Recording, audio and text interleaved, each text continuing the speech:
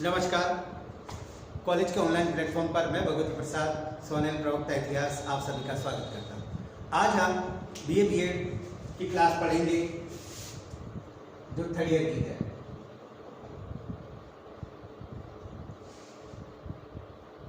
Clear?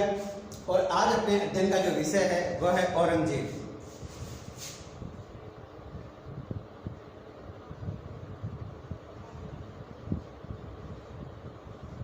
Aurangzeb, और यह औरंगजेब का पार्ट 1 है, यानी प्रथम पहली क्लास। क्लियर? इसमें हम औरंगजेब के सामान्य जीवन परिचय को पिछली क्लास में भी देखा था। थोड़ा सा देखकर आगे हम औरंगजेब के जो कार्य हैं, उसका जो उत्तराधिकारी संघर्ष है, उनकी विस्तृत चर्चा परिचर्चा करेंगे। प्रारंभिक जीवन।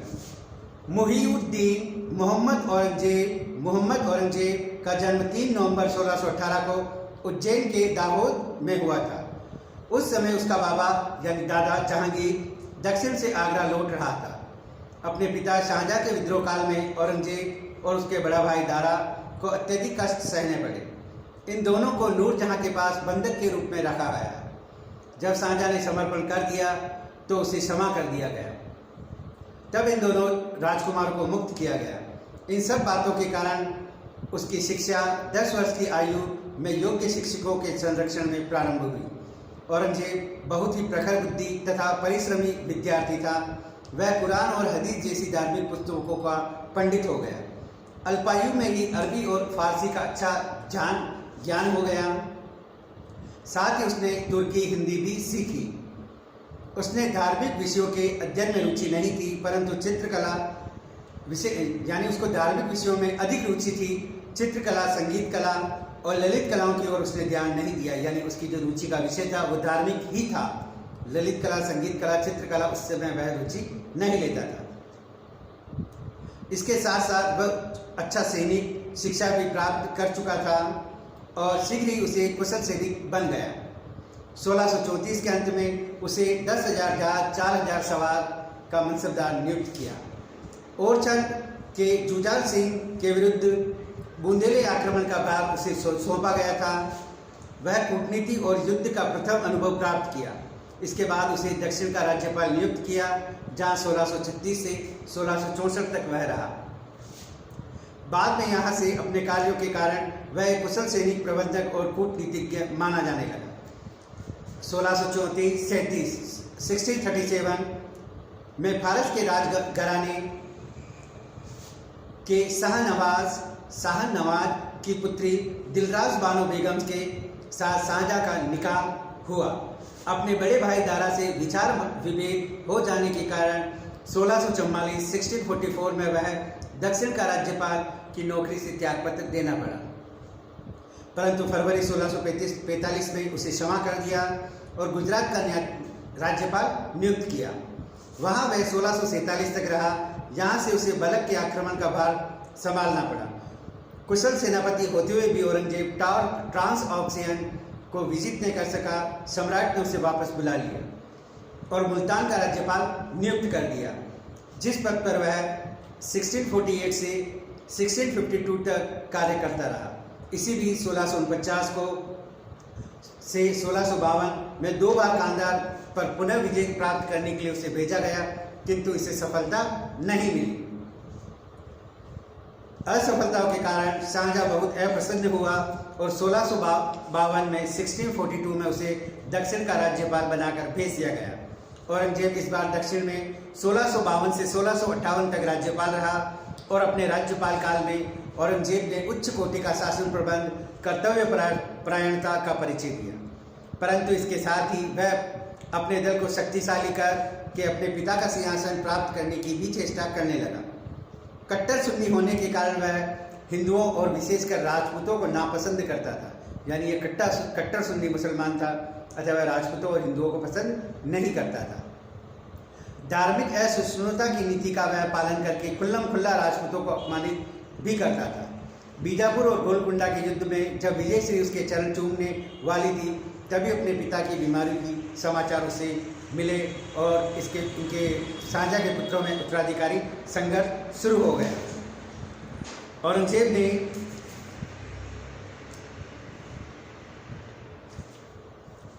राज्यारोहण से पूर्व दिल्ली में 1658 को आलमगीर की उपाधि धारण की और शासक बना। उसने साम्राज्य के मुख्य सरदारों को अपनी ओर मिला लिया। आमेर के राजा मिर्जा राजा जयसिंह को सामूहिक के युद्ध के बाद औरंगजेब का पक्ष ग्रहण कर चुका था। उसकी सिफारिश पर औरंगजेब ने जोधपुर के राजा जसवंत सिंह को क्षमा कर दिया, यानी जय सिंह के कहने पर जसवंत सिंह जी को भी क्षमा कर दिया। अतः थोड़ा सा हम औरंगजेब द्वारा लड़े गए उत्तराधिकारी संघर्ष के युद्धों को वापस देखेंगे। पहला खजुआ का युद्ध।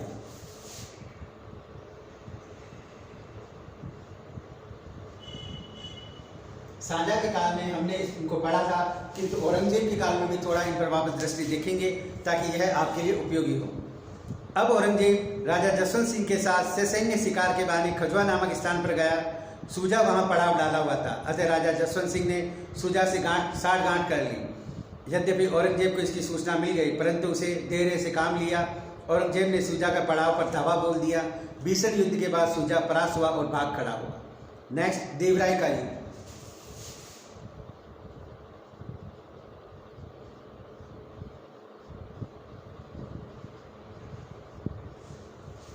देवराय का युद्ध।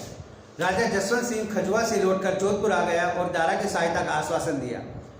इस पर दारा ससैन्य अजमेर की तरफ आया। चालाक औरंगजेब ने मिर्जा राजा जयसिंह के माध्यम से जसवंत सिंह को समझाया। तब राजा जसवंत सिंह ने दारा को सहायता देने का विचार त्याग दिया और औरंगजेब ने दारा की चारों ओर से घेर लिया। 1659 को अजमेर के निकट देवराई नामक स्थान पर भीषण युद्ध हुआ, जिनमें दारा परास्त होकर अफगानिस्तान भाग गया।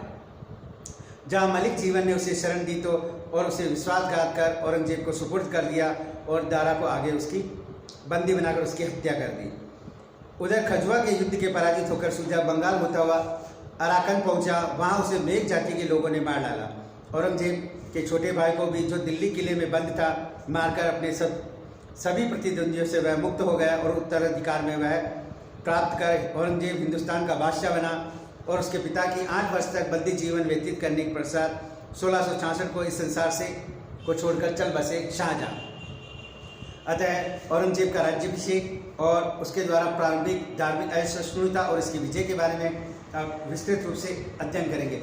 यानी उसका जो राज्याभिषेक हुआ था वो 2 बार हुआ था। 2 मुगल बादशाह थे जिनका राज्याभिषेक 2 बार हुआ, एक हुमायूं, दूसरा औरंगजेब। आगरा दुर्ग को विजित कर वह अपने पिता को उसने बंदी बनाकर मुराद बख्श के सिंहासन प्राप्त करने के दावे को समाप्त कर दिया।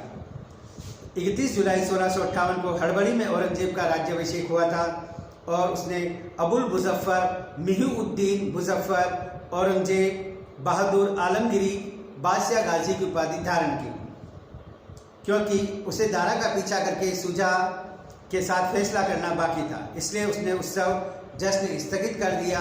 खजुआ और अजमेर विजय के पश्चात 15 मई 1659 को सम्राट औरंगजेब ने दिल्ली में शानदार जुलूस के साथ प्रवेश किया। साझा के भव्य महल में बहुत ठाठ बाट से धूमधाम मनाया गया। राज्याभिषेक संस्कार संपन्न हुआ। 15 मई 1659 को वह ज्योतिषियों द्वारा बताए गए सूर्योदय के 3 घंटे 15 मिनट उपरांत वह मयूर सिंहासन पर अपना आसन ग्रहण किया। राज्य में इन दिनों तक कई दिनों तक खुशियां मनाई गई, उत्सव मनाए गए। औरंगजेब चाहता था कि उसका राज्याभिषेक इतनी शान और शौकत से मनाया जाए जैसा किसी मुगल बादशाह के समय न हुआ हो। इस कारण उसने दिल खोल कर रुपया खर्च किया, बड़ी बड़ी दावतें दी, वृहद पैमानों पर रोशनियां की गई, अनेक सामंतों और सरदारों की पदों में वृद्धि की गई, नए अफसरों को नियुक्त किया गया। इस प्रकार उसका राज्याभिषेक संपन्न हुआ। अब उसके प्रारंभिक कार्य,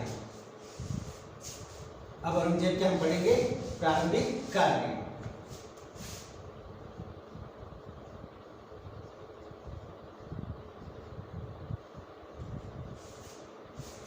प्रारंभिक कार्य जो औरंगजेब ने किए थे।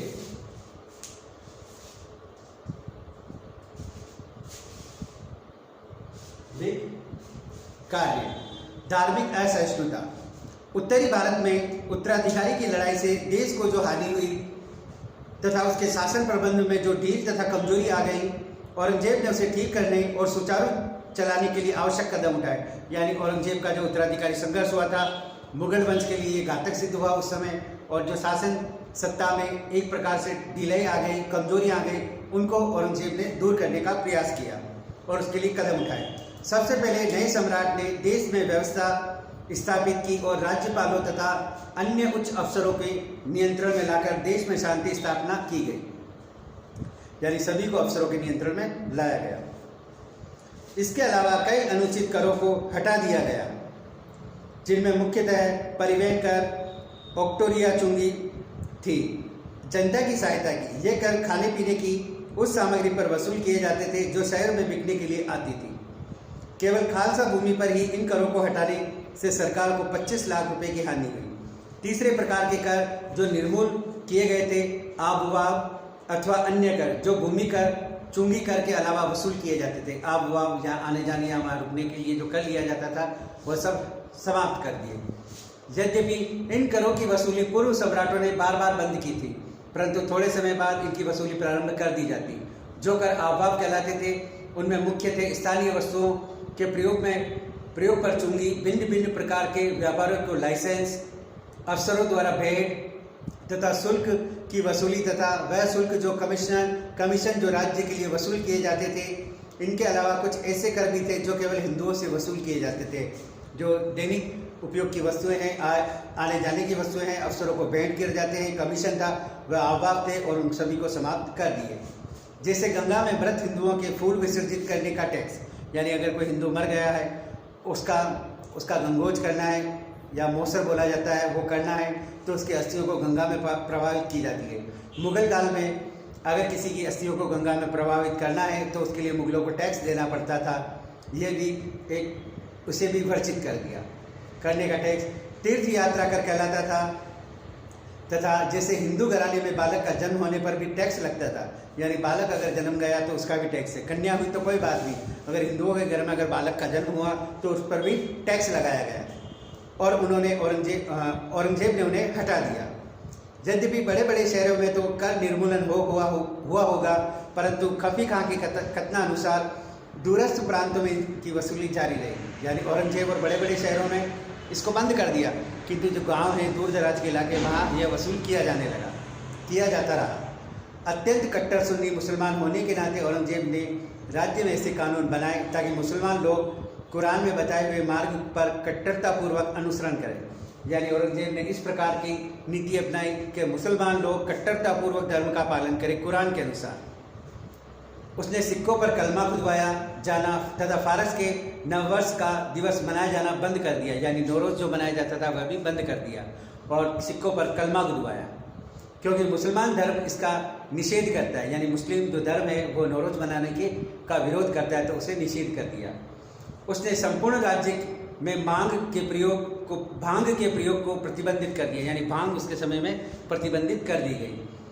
सभी बड़े बड़े शहरों में जनता के नैतिक आचरण का निरीक्षण करने के लिए सरकारी अफसर मुहत्तसीब की नियुक्ति की गई।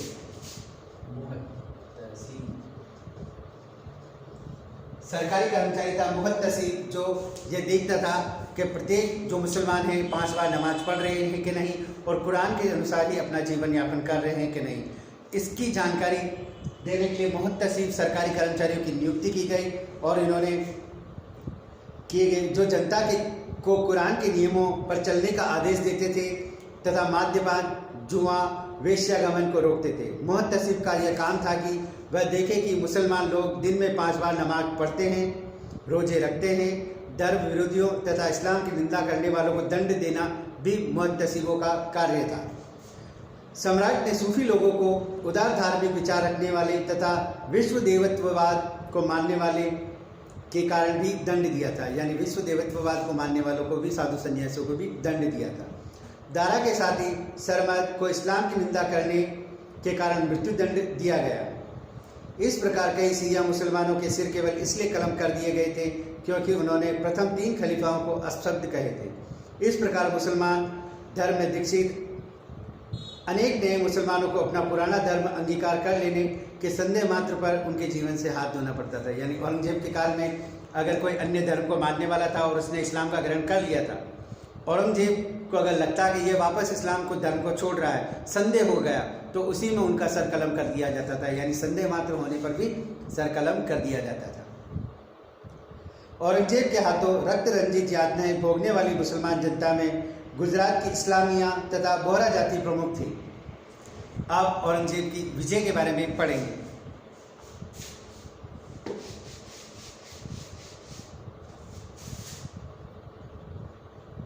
विजय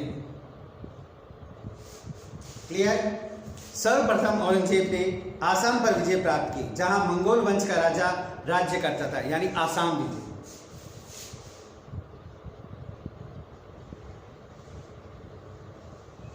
आसाम विजय, आसाम विजय प्राप्त की, जहां मंगोलों के राजा राज्य करते थे।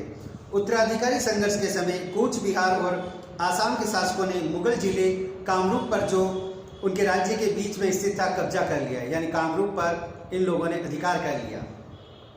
सम्राट ने मीर जुमला को बंगाल का राज्यपाल नियुक्त किया, यानी मीर जुमला उसका विश्वास पात्र व्यक्ति था।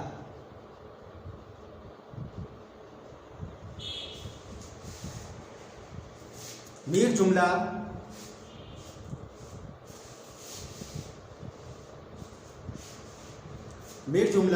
को बंगाल का राज्यपाल नियुक्त किया और बंगाल मुगल इलाकों को पुनः प्राप्त करने का आदेश दिया, यानी जो उनके मुगल राज्य के अंतर्गत नहीं रहे उनको वापस अधिकार में लाने का काम मीर जुमला को सौंपा। कुछ ही दिनों पश्चात मीर जुमला ने कूच बिहार की राजधानी विजित कर ली और उसे मुगल साम्राज्य में मिला लिया।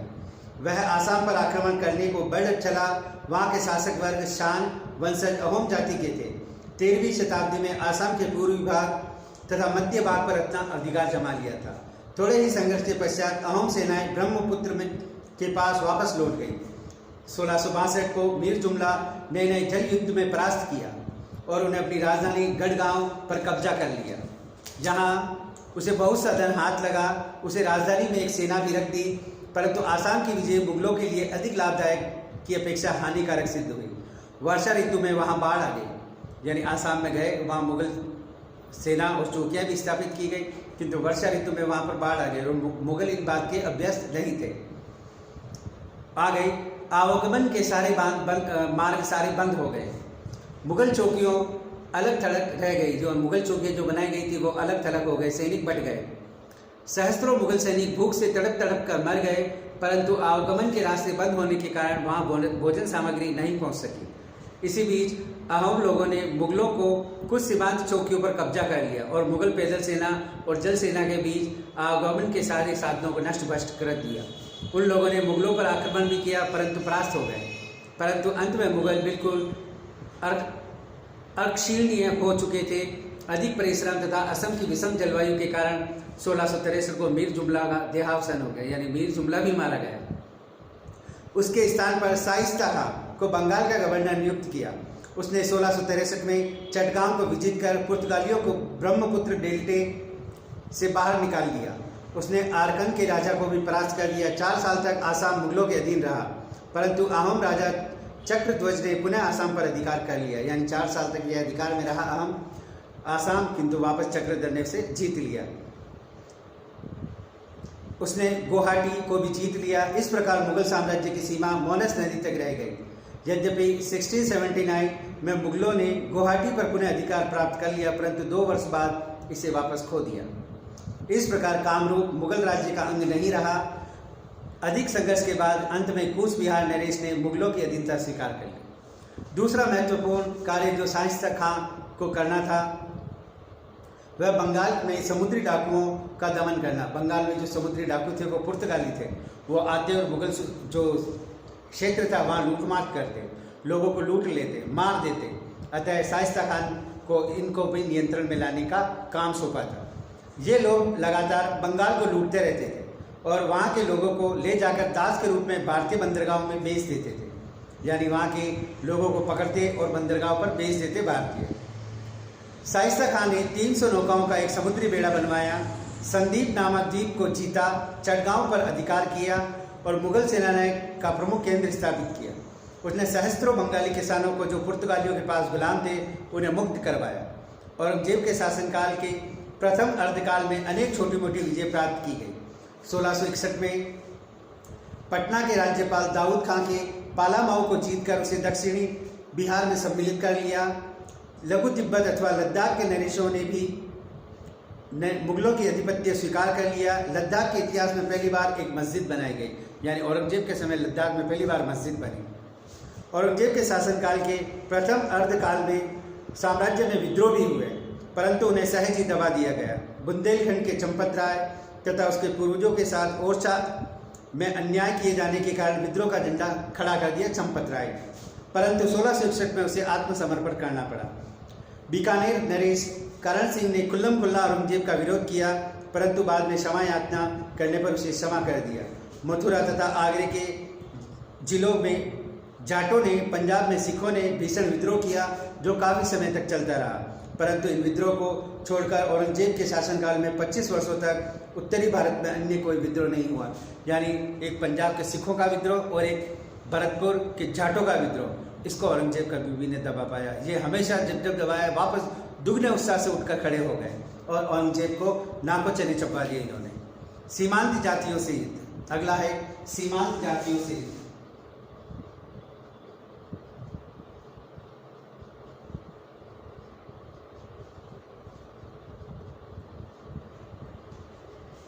सीमांत जातियों से युद्ध।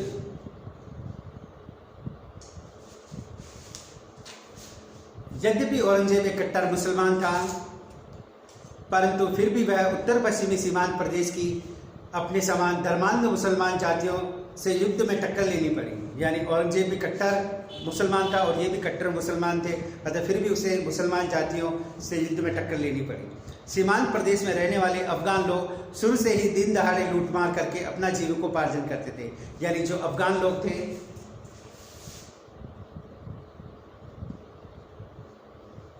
जो लोगों को लूटकर अपना जीवन यापन करते थे। इसके अलावा भारतीय व्यापारी आते या जाते समय उनके प्रदेश दर्रे से होकर निकलते थे। यानी भारतीय जो व्यापारी थे, जो अफगानों के दर्रे से आते और जाते थे, निकलते थे, उन्हें लूट लेते थे, निकलते थे, उन्हें भी लूटा करते थे। मुगल साम्राज्य इन अफगान लुटेरों को बलपूर्वक विजय और वश में कर न सके। इस कारण मुगल सम्राट ने इन लोगों को शांत रखने के लिए, खुल्लम खुल्ला सुरक्षित रखने के लिए घूस दिया करते थे। यानी मुगल जो शासक थे इन लोगों से बचने के लिए समय समय पर इनको घूस देते थे, रिश्वत देते थे। 6 लाख रुपए जो घूस थी, यानी 6 लाख रुपए इनको प्रतिवर्ष दिया जाता था कि आप हमारे व्यापारियों को और आने जाने वाले को परेशान नहीं करेंगे। परंतु नए सरदारों को इस प्रकार घूस देना सदा सफल नहीं होता। यानी जैसे घूस देते कुछ नए सरदार बन के उभर कर आ जाते, वो और फिर लूटामार करते। यानी इसका कोई समस्या का पूरा समाधान नहीं हुआ, क्योंकि उन लोगों के प्राय नए सरदार उत्पन्न हो जाते और वे मुगल सीमा में लूटमार करते। पेशावर, उत्तर में स्वात और बाजोर जिलों में यूसुफ जई गिरोह के सरदार भागू, यूसुफ जई इनका सरदार था भागू। 1667 में मोहम्मद शाह के झूठे नाम से गिरोह का नकली राजा बन बैठा। उसे अटक के पास सिंधु नदी को पार किया और मुगलों के हजारों जिलों पर दावा बोल दिया।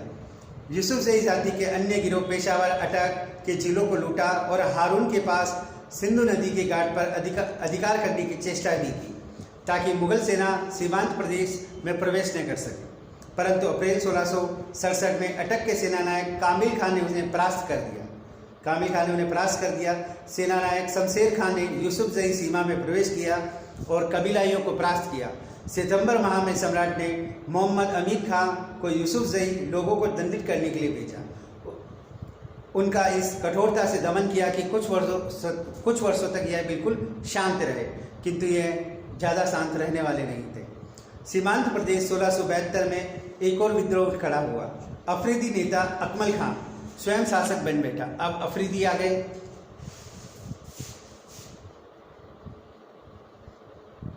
और इनका नेता था अकमल खान।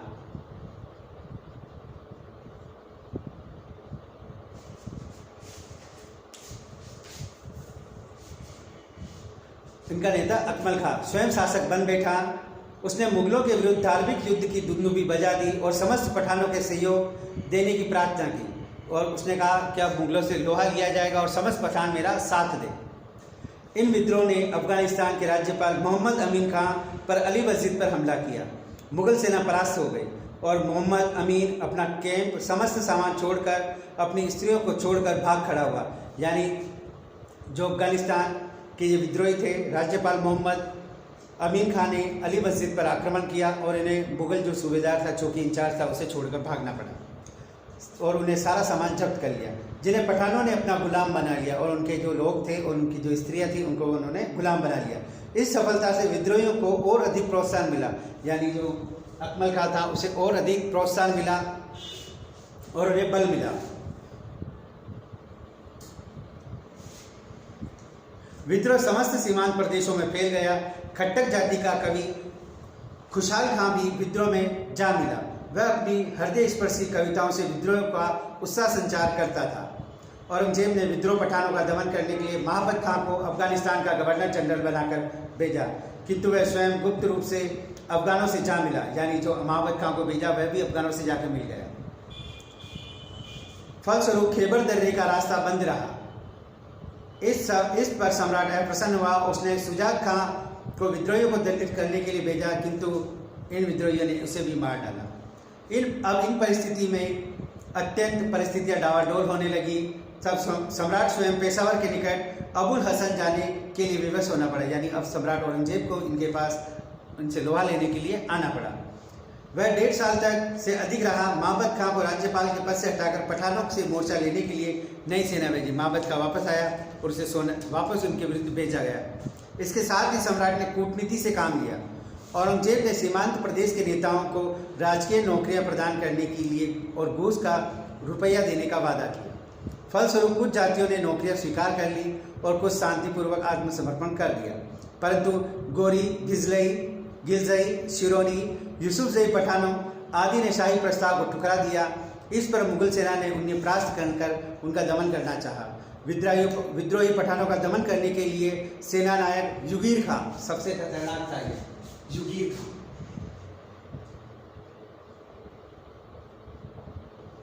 अब पठानों को परास्त करने के लिए युगीर खां को भेजा गया।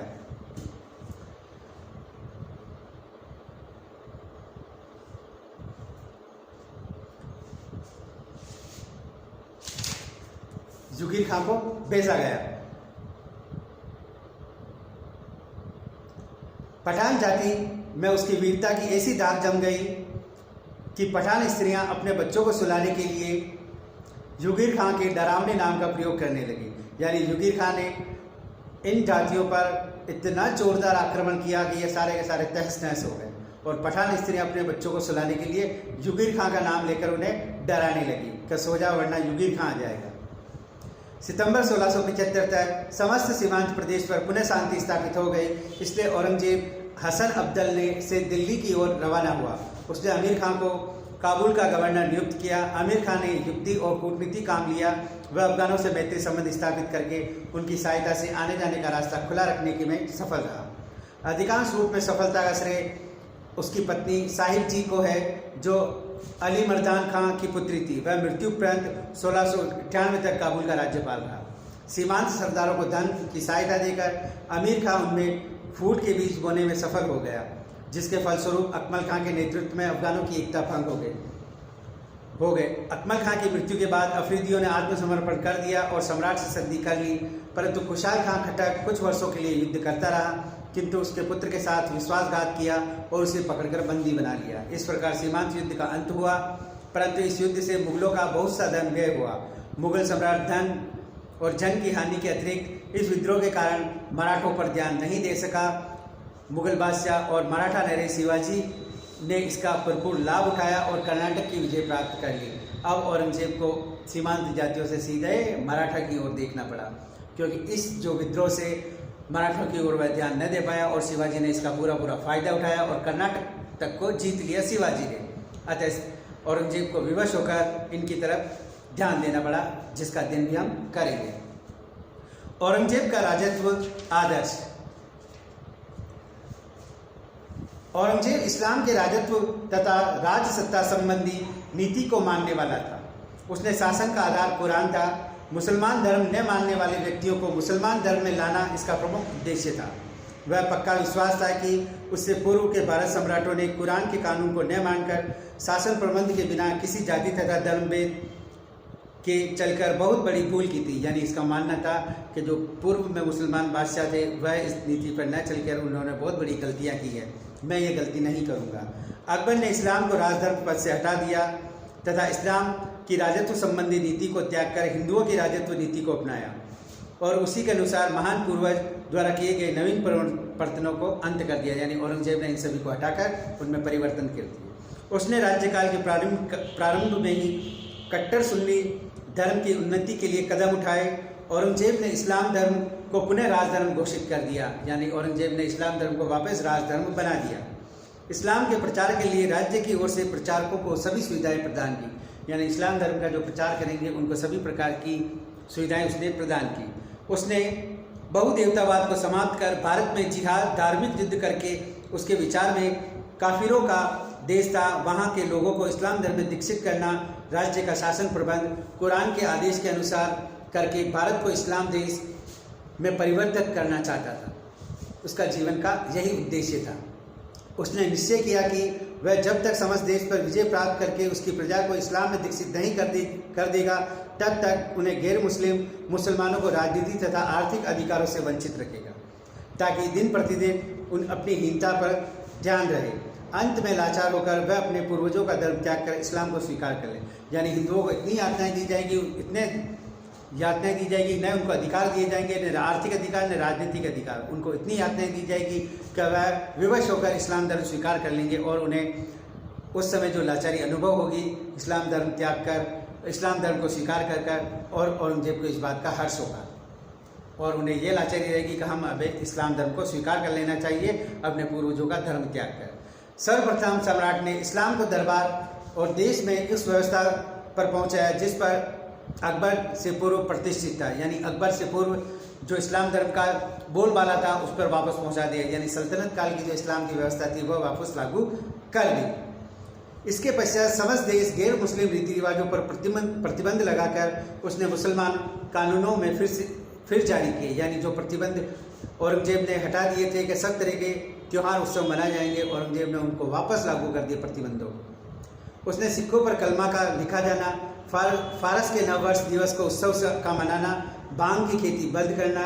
उसने देश के समस्त बड़े बड़े नगरों में धर्म निरक्षित मुहतसिबों की नियुक्ति की जो शहर के कुरान के कानूनों को लागू करते थे। उसने अपने दरबार में गाना बजाना बंद करवा दिया। जन्म दिवस के अवसर पर सम्राट को चांदी सोने के हीरे जवाहरात तोले जाने की प्रथा बंद कर दी। उसने जरों का दर्शन देना बंद कर दिया। हिंदू ज्योतिषियों को हटा दिया जबकि मुसलमान ज्योतिषियों को रखा। समय समय पर सम्राट उनमें काम भी लेता रहा। उसने पुराने मंदिरों की मरम्मत पर प्रतिबंध लगा दिया। यानी औरंगजेब के काल में जो पुराने मंदिरों की मरम्मत की जा रही थी उन पर उसने प्रतिबंध लगवा दिया। इसके कुछ समय पश्चात अपने प्रांतों के राज्यपालों को काफिरों के मंदिरों तथा पाठशालों को धार्मिक तथा पवित्र स्थानों को तोड़ फोड़ डालने तथा धार्मिक तथा विद्या के प्रचार को रोकने के कठोर आदेश दिए। यानी राज्यपाल को ये दिए कि जो मूर्ति पूजा करते हैं इनके मंदिरों को नष्ट करें और ये पाठशालाएं चलाते हैं उनको नष्ट भ्रष्ट करें, ऐसा आदेश उसने पारित कर दिया।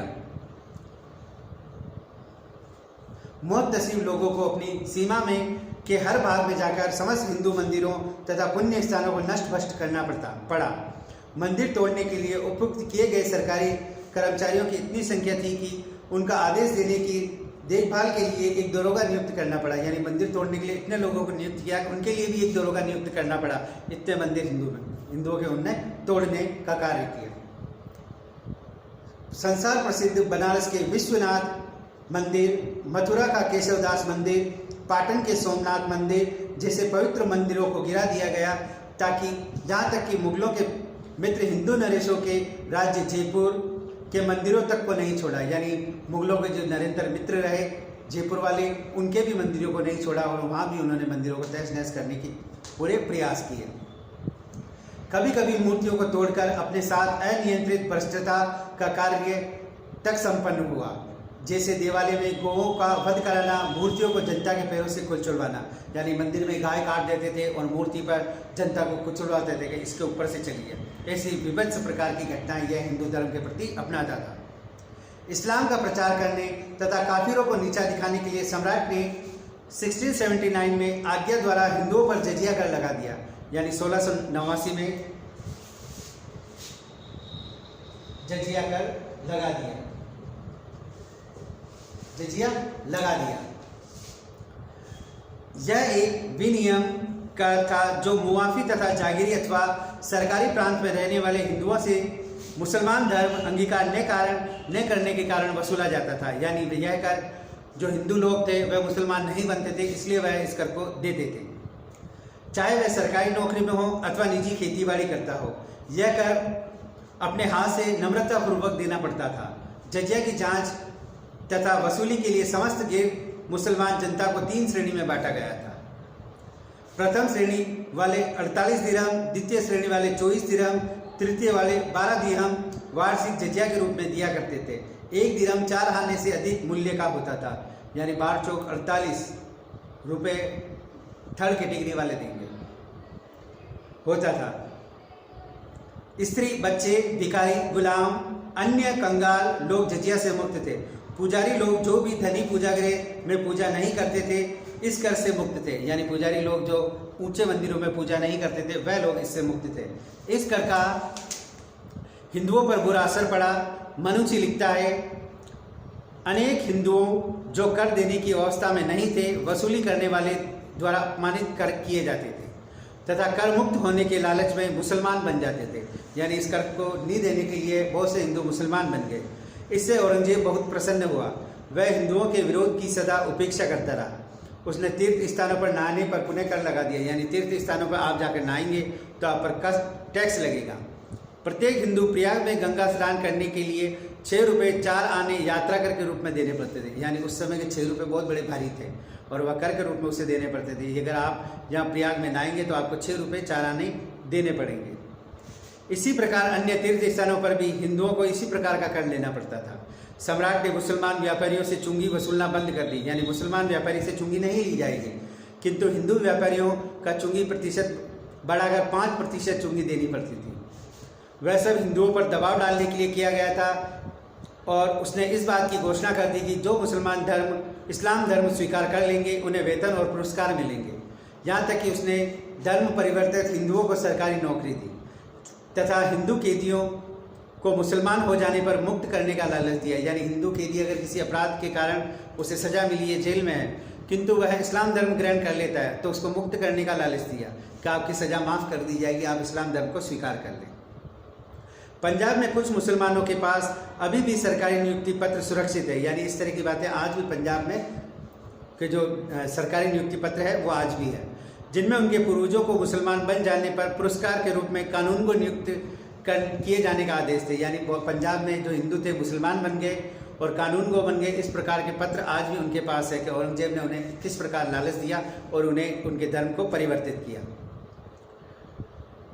जब कभी किसी जायदाद के बारे में 2 मनुष्यों का झगड़ा हो जाता, सम्राट वह जायदाद उस मनुष्य को दे देता जो इस्लाम धर्म ग्रहण कर लेता। यानी 2 व्यक्तियों में झगड़ा हो गया, दोनों अलग अलग धर्म के हैं या भाई थे दोनों, और उनमें अगर संपत्ति को लेकर बंटवारा को लेकर अगर विवाद हो गया तो औरंगजेब उसका न्याय ये करता कि इन दोनों में से अगर जो इस्लाम धर्म का न्याय हो जाएगा पहले उसे वह संपत्ति का पूरा वारिस बना दिया जाए। 1671 में औरंगजेब ने प्रांतों में लगान वसूली हेतु नियुक्त हिंदू अधिकारियों को हटा दिया, परंतु चूंकि योग्य मुसलमान पर्याप्त मात्रा में नहीं थे इसलिए कुछ हिंदुओं में को अपने स्थान पर काम करने का आदेश जारी रखा। 1688 में उसने धार्मिक मेलों में के लगने तथा त्योहारों के मनाए जाने पर प्रतिबंध लगा दिया। उसी वर्ष उसने राजपूतों के अलावा अन्य हिंदुओं की पालकियों, हाथियों, अच्छे घोड़े पर सवारी करना तथा अपने साथ हथियार रखना अपराध घोषित कर दिया। यानी राजपूतों को छोड़कर अन्य कोई भी है तो वह पालकी पर नहीं चलेंगे, हाथी पर नहीं चलेंगे, अच्छे घोड़े की सवारी नहीं करेंगे और साथ ही अपने साथ हथियार नहीं रखेंगे आदि इन बातों को उसने एक कानून बनाकर पास कर दिया, कभी कभी घोषित कर दिया। इस प्रकार औरंगजेब ने हिंदुओं को हर प्रकार से कष्ट पहुंचाकर मुसलमान हो जाने के लिए बाध्य किया। कभी कभी तो वह जबरदस्ती भी लोगों को मुसलमान बना देता था। उसने इस कार्य में राजनीतिक बुद्ध पेच का भी प्रयोग किया तथा इस्लाम के प्रचार को अपने शासन प्रबंध का मुख्य ध्येय बना लिया। इस प्रकार उसके समय में मुगल साम्राज्य एक धर्म प्रचारक संस्था बन गई, यानी मुगल जो राज्य थे वह एक धर्म प्रचारक की संस्था बन गई औरंगजेब के शासनकाल में। उसने राजपूतों को छोड़कर किसी को भी पालकी में नहीं बैठने की आज्ञा दी, न हथियार रख सकता है, न अच्छे घोड़े पर बैठ सकता है, न हाथी पर बैठ सकता है, और ज़बरदस्ती औरंगजेब उनको इस्लाम धर्म ग्रहण करा देता। यानी औरंगजेब ने येन केन प्रकार नाना रूपों से लोगों को मुसलमान बनाने का काम सौंपा। अतः इतिहासकार ये कहते हैं कि मुगल शासन न होकर धर्म परिवर्तन करने वाली संस्था मात्र औरंगजेब का शासनकाल रहेगा। इस प्रकार हमने औरंगजेब के जो विभिन्न कार्य हैं उनको हमने देखे। अब इसके आगे की जो क्लास है उसमें उसके आगे और पढ़ेंगे। इसमें औरंगजेब की जो कट्टरता थी, जो उसके पिता शाहजहां द्वारा उसे प्राप्त हुई थी, उस नीति का उसने संपूर्ण रूप से संचालन रखा। अतः औरंगजेब एक कट्टर मुसलमान था। उसने धर्म प्रचार के लिए मुहत्तसिबों की नियुक्ति की, जो लोगों में धर्म का पालन अच्छे से हो रहा नहीं हो रहा है मुसलमानों में, उसको देखता, वह रोजे रखते हैं कि नहीं रखते हैं, इन बातों का ध्यान रखते थे। औरंगजेब ने हिंदू मंदिरों को तोड़ने के लिए अनेक से लोगों को नियुक्त किया, और उन लोगों की नियुक्ति के लिए एक दरोगा और नियुक्त किया कि ये अपना काम सही कर रहे हैं कि नहीं कर रहे हैं। काशी विश्वनाथ मंदिर और आदि जो बड़े बड़े मंदिर थे हिंदुओं के तोड़ दिए गए, और उनके जो वंश परंपरा के अनुकूल जो उनके हमेशा मैत्री भाव रखते थे आमेर के शासक, उनके वहाँ भी उन्होंने मंदिर तोड़ने में कोताही नहीं बरती, और वहाँ भी जाकर उसने मंदिरों को तोड़ दिया, और अनेक अनीतियों द्वारा येन केन प्रकार उनको इस्लाम धर्म में लोगों को परिवर्तित करने का कार्य किया। उसने जजिया कर लगाया, नाने पर 6.25 रुपये, 6 रुपये 4 आने टैक्स लगा दिया। यानी कोई हिंदुओं के जहाँ पवित्र स्नान होते हैं वहाँ स्नान करने जाएगा तो वह ये इस प्रकार का टैक्स देगा, जब भी उसका स्नान किया जाएगा। यानी हिंदुओं को इतना परेशान किया कि उन्हें इस्लाम धर्म अपनाने के लिए बाध्य होना पड़ा। साथ ही बहुत से जो ऐसे लोग थे हिंदू, जो जजिया कर वसूलने के लिए वह जब अधिकारी आते तो हिंदू अगर वह टैक्स नहीं दे पाते तो उनको अपमानित करना पड़ता, और वह अपमानित से बचने के लिए इस्लाम धर्म को स्वीकार कर लेता, और औरंगजेब अपने कार्यों में सदैव के लिए सफल होता और बड़ा प्रसन्न होता कि इस्लाम में कोई तो परिवर्तन हुआ। तो अतः निश्चित रूप से ये कह सकते हैं कि औरंगजेब के राज्यकाल में जो उनका शासनकाल था वो एक धर्म परिवर्तन संस्था बनकर रह गया। इसके बारे में हम अब अगली वाली अध्याय में देखेंगे कि ये तो अपने पढ़ा दिया, सीमांत जातियों से जजिया लगाया, और ये जो उसकी सीमाएं थी उन पर जो बार बार आक्रमण हो रहे थे उनको बचाने के लिए युगिर खां को भेजा। युगिर खां ने बड़ी निर्ममतापूर्वक इनको दबाया। आदि विस्तृत बातों का अध्ययन हम कर चुके हैं। आसाम की विजय की जो ज़्यादा उसकी सफल नहीं रही, और उसमें मीर जुमला और मारा गया जो उसका विश्वास पात्र था। अतः आज की क्लास में आपके लिए इतना ही। अगली क्लास में और औरंगजेब के बारे में विस्तृत रूप से अध्ययन करेंगे। धन्यवाद। Thank you.